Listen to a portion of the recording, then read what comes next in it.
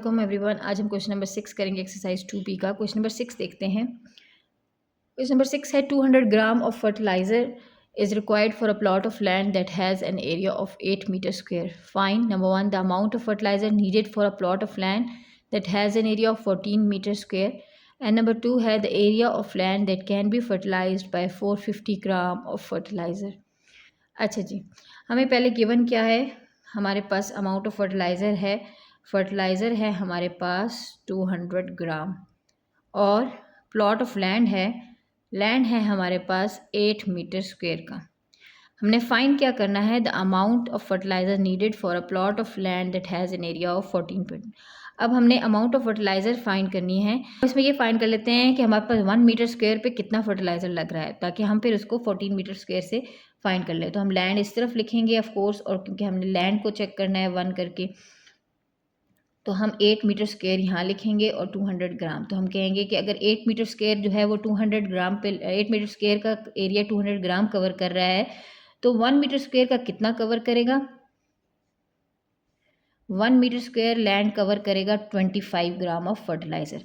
ठीक है, अब आपने फाइंड क्या करना है क्वेश्चन में कि कितना अमाउंट ऑफ फर्टिलाइज़र नीडेड होगा फॉर 14 मीटर स्क्वायर। तो 14 मीटर स्क्वायर को फाइंड करने के लिए फिर हम 25 ग्राम को 14 से मल्टीप्लाई कर देंगे। तो जब हम 25 ग्राम को 14 से मल्टीप्लाई करेंगे तो 350 ग्राम जो है वो आपको फर्टिलाइज़र चाहिए होगा। ठीक है, तो fertiliser needed for covering the 14 metre square land आपको वो चाहिए होगा, तो वो है 350 ग्राम। ठीक है, अच्छा जी, पार्ट 2 देखते हैं। पार्ट 2 में हमसे पूछा गया है the area of land that can be fertilised by 450 gram of fertiliser. अब इसको हम उस उल्टी तरीके से कर लेते हैं कि हमारे पास फर्टिलाइजर्स हैं, तो हम इसको हम देख लेते हैं कि 1 ग्राम ऑफ फर्टिलाइज़र कितने लैंड को कवर कर रहा है। हम इस तरफ फर्टिलाइज़र लिख लेते हैं और दूसरी तरफ हम लिख लेते हैं लैंड। तो हम कह लेते हैं कि अगर 200 ग्राम फर्टिलाइज़र 8 मीटर स्क्वायर को कवर कर रहा है, तो 1 ग्राम फर्टिलाइज़र कितने जो है वो एरिया को कवर करेगा। तो वो हमारे पास 1 ग्राम जो है वो कवर कर रहा है 0.04 मीटर स्क्वायर को।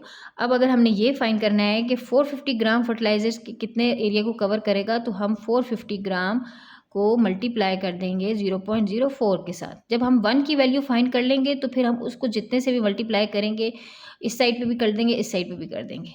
तो हमने इसको 450 से मल्टीप्लाई किया तो हमारे पास आंसर आ गया 18, यानी 18 मीटर स्क्वायर हमारे पास वो कवर करेगा अगर 450 ग्राम फर्टिलाइज़र होगा। तो this is the area of the land जो वो कवर करेगा, जो कि 450 ग्राम ऑफ फर्टिलाइज़र कवर करेगा। ठीक है जी, this is your answer.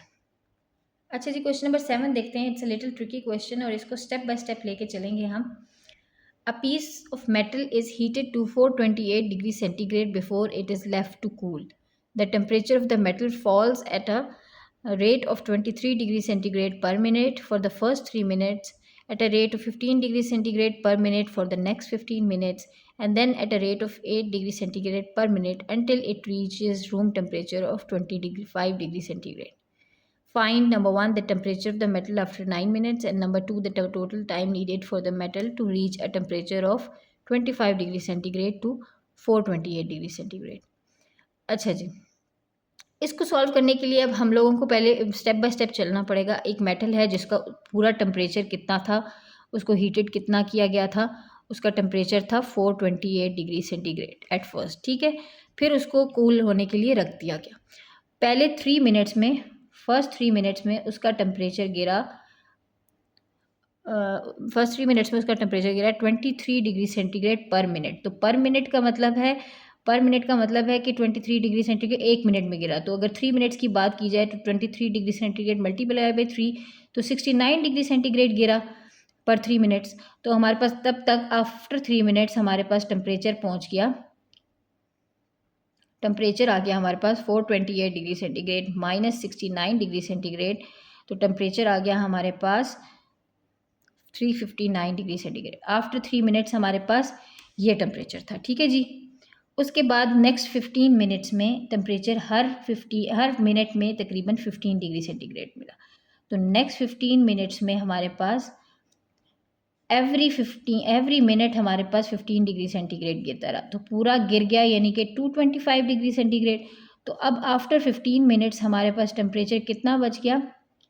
After 15 minute बच गया हमारे पास 359 डिग्री सेंटीग्रेड माइनस 225, तो हमारे पास बच गया 134 डिग्री सेंटीग्रेड।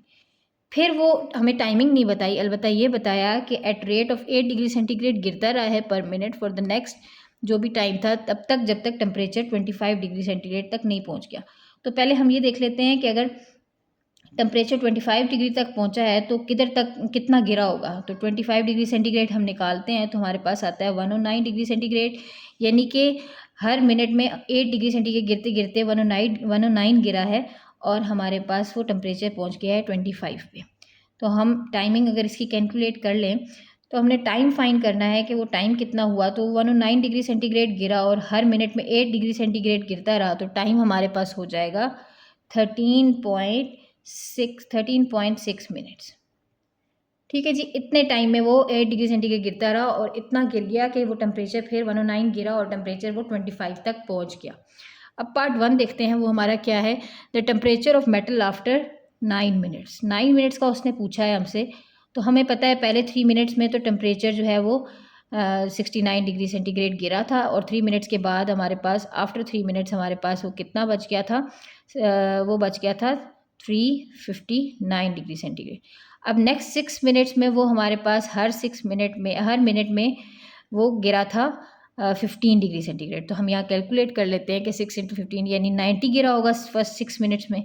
तो 90 गिरा होगा, तो अगर 359 डिग्री सेंटीग्रेड में से हम 90 निकाल दें तो हमारे पास कितना बच जाता है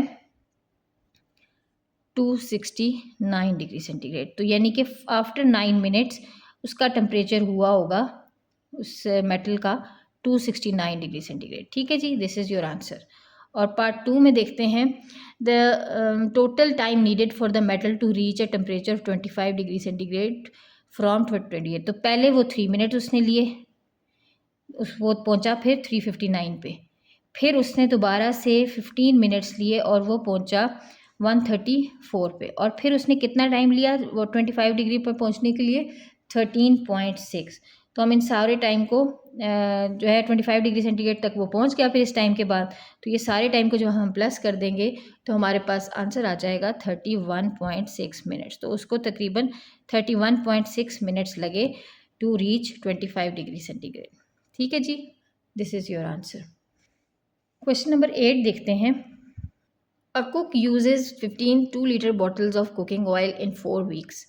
If he decides to buy 5-liter tins of cooking oil instead, how many tins of cooking oil will be used over a 10-week period if the rate at which he uses remains unchanged? अच्छा जी, bottles use कर रहा है वो 15 bottles use कर रहा है और कितने की 2 लीटर्स की। ठीक है जी, 15 बॉटल्स वो यूज़ कर रहा है 2 लीटर्स की, तो टोटल ऑयल कितना यूज़ हो रहा है 15 मल्टीप्लाई बाय 2 = 30 लीटर्स। ठीक है जी, अब उसको टिन हमारे पास 1 टिन जो है वो हमारे पास इक्वल्स टू है 5 लीटर्स का।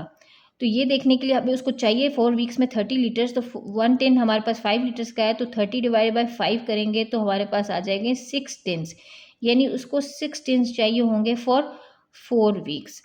ठीक है, अब हमारे पास क्वेश्चन में है कि हमें 10 वीक्स का टाइम में उसको बताना है कि कितने टिन्स चाहिए। तो अगर 4 वीक्स में उसको 6 टिन्स चाहिए तो 1 वीक में कितने चाहिए होंगे 6/4 यानी 2 और 3, तो ये 3/2 हो गया। तो 1 वीक में उसको चाहिए होंगे 3/2 टिन्स। ठीक है, 10 वीक्स में उसको कितना चाहिए होगा 10 वीक्स में इसी 3/2 टिन्स को हम मल्टीप्लाई कर देते हैं 10 से, तो 2 1 = 2 2 5 = 10 और हमारे पास आ जाता है 3 × 5 = 15 टिन्स, यानी कि फॉर 10 वीक्स उसको चाहिए होंगे 15 टिन्स। ठीक है, दिस इज़ योर आंसर।